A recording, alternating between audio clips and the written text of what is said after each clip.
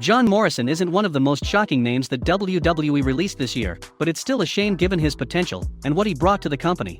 Although his wife Taya Valkyrie has been vocal about supporting her husband, Morrison has been silent until now. Perhaps it was a case of John Morrison wanting to take some time to put a statement together that was more composed and less emotional. It's been 10 days since his release, and he has finally put out a statement on Instagram. "I want you all to know how grateful I am for the support you gave me during this past run with WWE. I also want you to know that I did in fact receive a phone call from John Laurinaitis, during which he told me that my services as a talent were no longer required by WWE. Didn't even get a best of luck in your future endeavors. I mean, if you're gonna let me go, at least get your catchphrase right," said John Morrison. Morrison went on to explain why many people are drawn towards professional wrestling, and how this past WWE run helped him rekindle friendships from over a decade ago. "I don't know if it's something that draws people to professional wrestling or something that happens to people when they've been in the business for a long enough time, but my mind always races towards ways to pop the crowd, even at my own expense. The whole idea of making yourself look bad to make someone else look good is a strange thing. But for me, it's such an important part of what I do, and it's a foreign concept to so many people. I think that's why this past run with WWE meant so much to me. I saw and spoke to people that I hadn't seen in 10 years. The chance to reconnect with old friends, make new friends, work with some of the best production people in the business, some of the best professional wrestlers in the business," added Morrison. John Morrison added that it was a nostalgic feeling being there, and that the most important part of his first WWE run was that he learned that people come to watch stories, and that they're storytellers. He went on to say that fancy moves, rings, ropes, the mic, etc. are all simply props for storytelling, and concluded by saying the great thing about being a storyteller is when one chapter ends, another begins.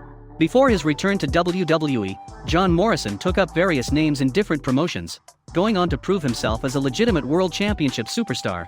It's a bit surprising that Vince McMahon's promotion only chose to utilize him in a comedic role when he had developed significantly during his time away. Ultimately, his second WWE run lasted just shy of 2 years, and he will go back into the world of wrestling, while also presumably resuming his role in movies as well. The sky is the limit for John Morrison, and he hasn't signaled at giving up his wrestling career. There will be a time and place for him to thrive again. Vince McMahon has a reputation for being a demanding boss, but the reality might be different. During the latest episode of Busted Open Radio, AEW's Mark Henry revealed details of a phone call from Vince McMahon following the death of his mother. Henry admitted that Vince McMahon would hate for him to disclose some personal information as it paints a contrasting picture of the WWE chairman. The WWE Hall of Famer said that Vince McMahon does not want people to know he is compassionate, and that the veteran merely acts tough. He hates this. Vince is gonna hear this, and he's gonna be a little pissed because he don't want nobody to know that he has compassion, that he actually cares about the people that work for him. He'll act like he don't because he's just the old curmudgeon. He just tries to act like a tough guy. He is a tough guy, but he wants the image of the tough guy more than enforcing it, and I always take that, to my grave, like he did for me what I know a lot of people will never get. Mark Henry's mother passed away in 2001, and Vince McMahon was one of the first people to call the superstar after the unfortunate news. McMahon knew how close Henry was to his mother, and he was willing to give the superstar all the time needed to recover from the loss. Mark Henry took a brief hiatus from the WWE after his mother's passing. He recalled that company officials didn't contact him when he was out of action until he was fully ready to return. "The one that was the most effective to me is my mother died, and Vince knew I was a mama's boy. My mother came to shows, and he saw that there was, I was definitely a mama's boy. And when she died, he called me. He might have been like one of the first 2 or 3 people that I answered the phone, and he said, 'Listen, I don't want you to say nothing,' he said. 'You deal with this the way that you deal with it. Don't worry about work,' he said. 'You come back when you get back, if it's 6 months from now, if it's a year from now.' I was thinking to myself, they never called me." Mark Henry continued to receive his WWE paychecks during his break from in-ring action, and he, in turn, developed immense respect for Vince McMahon. Henry fondly remembers the phone call with Vince McMahon and said there aren't many bosses who deal with their employees like the WWE head honcho. "For 3.5 months, I stayed at home.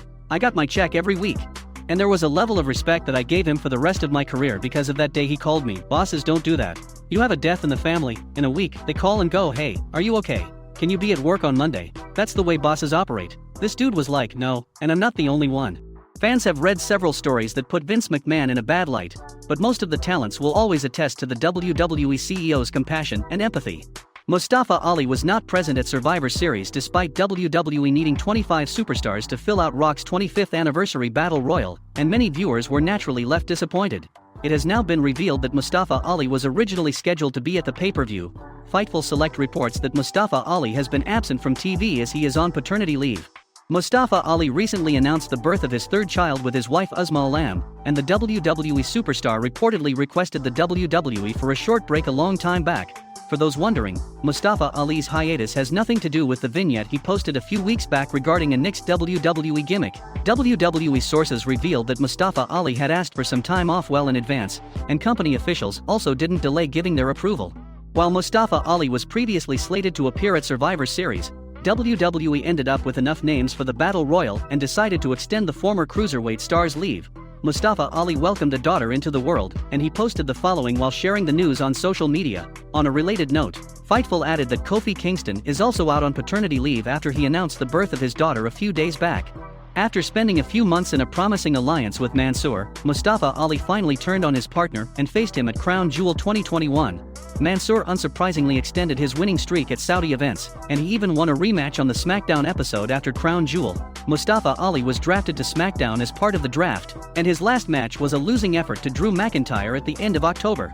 Ali cut a promo after the match in which he accused fans of hating him just because his name was Mustafa Ali. The talented superstar would later issue a tweet to reveal that the controversial character had been nixed. However, he did release unaired footage of a promo intended for the gimmick.